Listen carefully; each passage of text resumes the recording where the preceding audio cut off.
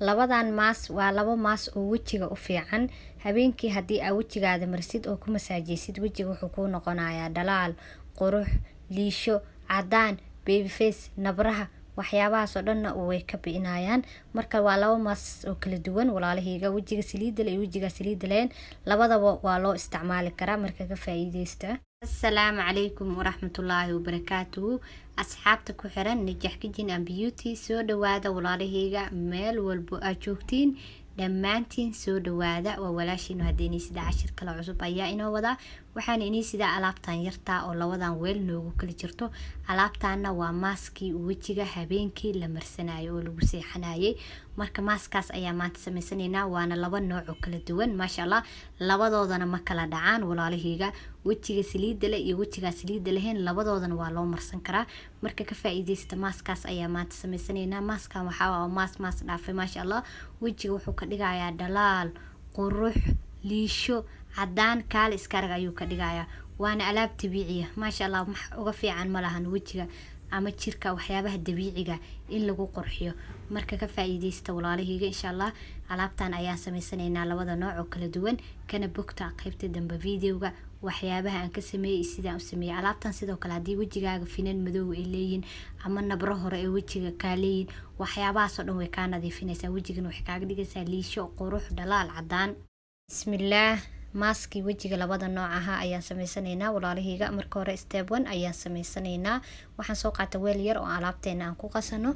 marka hore waxaa u baahan tahay dacartan ayaa u baahan tahay aloe vera ama gel ama dacar sidii aad u taqaanid. midda geedka markaas ka soo go'day oo freshka ama midaan diyaarsan, midii ku taalo ayaa isticmaali kartaa insha Allah. ani haatan waxaan isticmaalayaa midda diyaarsan. marka weelkeena waxaan ku ridanay hal qaando dacar ah ayaan ku shubanay ama gel ah. sidoo kale waxaa u baahan tahay haruud ayaa u baahan tahay. haruud hal qaanda ayaan ku shubanaynaa. qaadadan waxaan isticmaalaynaa midaan yar, midii weyneed ma ahan walaalahayga. haruudan ayadaa laba nooc ah, mid oo dhaaga iyo waxaa waaye mid bibiya. midii ku taalo ayaad markaas isticmaalaysaa insha Allah.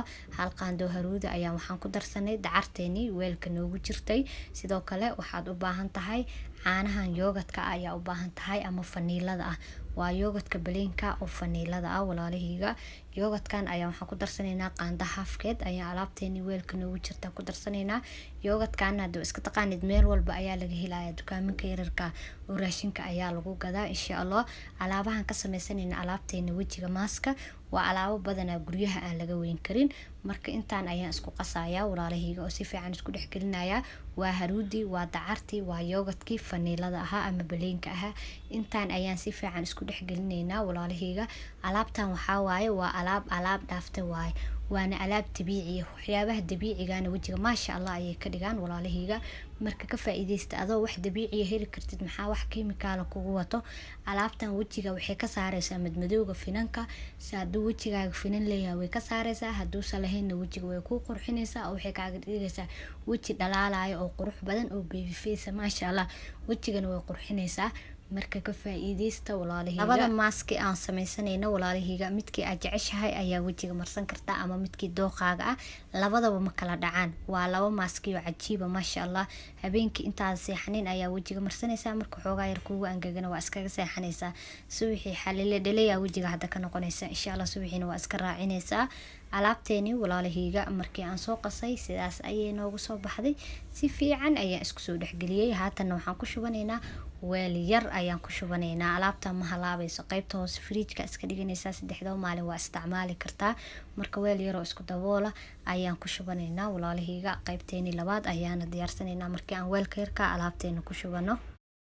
alaabteeni noo qasneed waxaan ku shubanaynaa walaalahayga. caagan yar ayaan ku shubanaynaa. haddii aad dhala heli kartid oo kale waa ku shuban kartaa, wax dhib ah ma lahan. muhiimada waa inaa weel yara oo isku daboola ah heshid si aa hadhowti halkaas uga isticmaashid. marka waa kaasa walaalahayga. markii aan kusoo shubay hadda daboolkiisa ayaan saaranaynaa. qaybteeni labaad ayaan alaabteeni sameysanaynaa. maaskeeni qaybtiisii koowaad sidaas ayay diyaar noogu tahay. qaybtii labaad ayaan sameysanaynaa haatanna.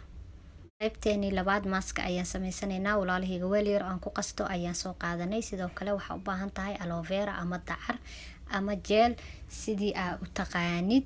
midaan ayaan isticmaalayaa, mida diyaarsan. mida geedkana haddii aa haysatid kaba si fiican waa isticmaali kartaa. hal qaandoo dacara ayaa waxaan ku shubanay weelkeeni yara oo aan ku qasinayna alaabteena oo noo diyaarsanaa walaalahayga. sidoo kale waxaa u baahan tahay Nescafe ayaa u baahan tahay ama coffee sidii aa u taqaanid.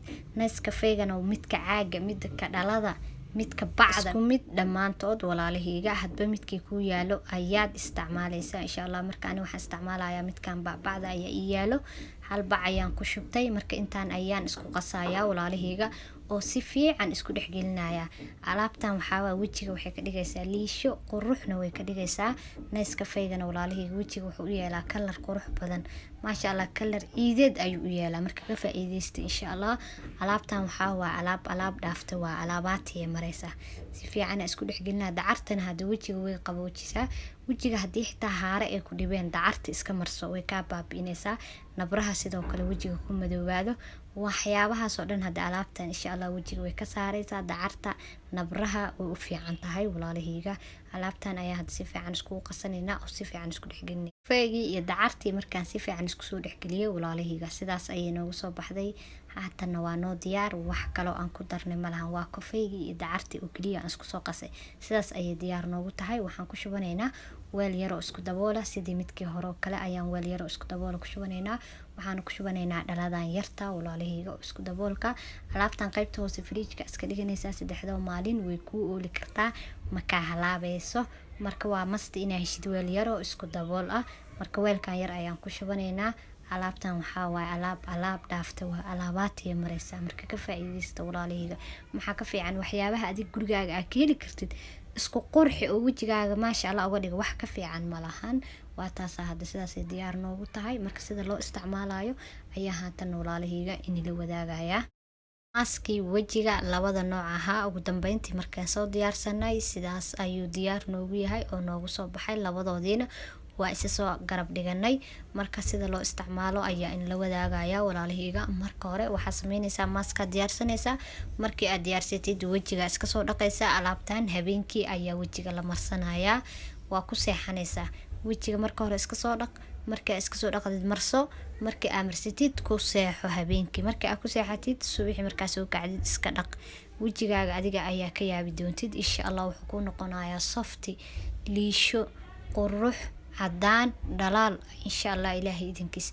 marka ka faa'iideysta walaalahayga. alaabtan sidaas loo isticmaalayaa. habeen dhaaf ayaadna u marsanaysaa. habeen dhaafa u marsanaysaa. habeen ayaa marsanaysaa. habeenka kale ku xigaa marsanaysaa. habeen dhaaf habeen kasta haddii aad u marsatid hubaal waad ku faa'iideysaa. kareem kiimikaalana waad uga maarmaysaa. wajigana alaabtan waxay ka dhigaysaa qurux. xataa haddii wajigaaga uu caatay xataa nafaqay kuu siinaysaa. yoogadka nafaqo wajiga siiyaa walaalahayga wuuna cadeeyaa. alaabtan waa ogtiin hadda qaybna yoogadan ku darnay, qaybna waxaa waay si kala u diyaarsanay. marka labadan maaski midkii adiga aad jeceshahay oo dooqaaga ah ayaad marsanaysaa. wajiga labadiisa noocna waa loo kala isticmaalaya. wajiga saliida leh iyo wajiga saliida leh labadaba waa loo isticmaalaya ka wadaa. marka aan dhahay waa loo kala isticmaalaa. labada wajiba waa loo isticmaali karaa waaye walaalahayga. mid u diidayo malahan, waayo wax saliida oo wajiga dib u keenayo malahan. marka ka faa'iideysta. labada wajiba kii aad markaas qabtid ayaa marsanaysaa. kii markaas aad jeceshahayna waa marsanaysaa. labadooda ma kala dhacaan. maasha Allah ayuu wajiga ka dhigaa. sidoo kale midka kafeega ka sameysana wajiga qurux ayuu ka dhigaa walaalahayga. xoogaa wuxuuna leeyahay kafeega weytina wuu leeyahay. wajigiina wuu qurxiyaa. wuxuu u ekeynaa qofka ciid camal. saas camal wajiga u ekaana hadaa kafeega marsatid. mas'iidiyad ma la dhihi jira, saasay Soomaalida hore dhihi jirtay. marka ka faa'iideysta walaalahayga. alaabtan waxaa alaab dhaaftay waaye. labadoodana ma kala dhacaan. hadba midkii dooqaaga ayaa wajigaaga marsanaysaa. habeen dhaafna u marso meesha kareemka ka marsan lahayd. hubaal waad ku faa'iideysaa. nabraha xitaa alaabtan wajiga way ka dhameynaysaa. sidoo kale weytin ayuu leeyahay yoogadka, haruuda. maasha Allah hadda haruuda isqurxinta maba lagu gaaro waa ogtiin Soomaha walaalahayga. sidoo kale dacartana wajiga dhalaale u yeeshaa, quruxna way ka dhigtaa, wayna cadeysaa. dacarta walaalahayga wajiga faa'iidada u leedahay halkan laguma soo koobi karo. gudguduud, haaro, nabraha waxyaabahaas oo dhan u fiicantaa wejigana yariis ay ka dhigtaa baby face ay ka dhigtaa alaabtan waxaa waa marka alaab dheelitiran waa dhan walba way ka dheelitiran tahay labadan mask wejiga midkii aad jeceshahay ayaa marsan kartaa labada wejina waa loo kala isticmaali karaa markii la soo tijaabiyo alaabtan hubaal waa kareen kiimikaal oo banaanka laga soo gaday waa uga maarmaysiin insha Allah wejigiina adinkoo nafaqaynaysiin ayay inay cadeynaysaa marka ka faa'iideysta alaabtan waa alaab dhaaftay wejigana kaama qorayso haddii wejigaaga caatay xitaa alaabtan xoogaa maasha Allah way ku naaxinaysaa waayo yogurtka nafaqo leeyahay marka walaalahayga ila soo tijaabiya soona dhawaada hadda meel walba aad joogtiin fiidiyogaana sii share gareeya asxaabtiina la wadaaga like ta naga hilmaamin haddii aad janaalka ku cusub tahay soo dhawow haddii aad hore noola joogtana waa ku mahad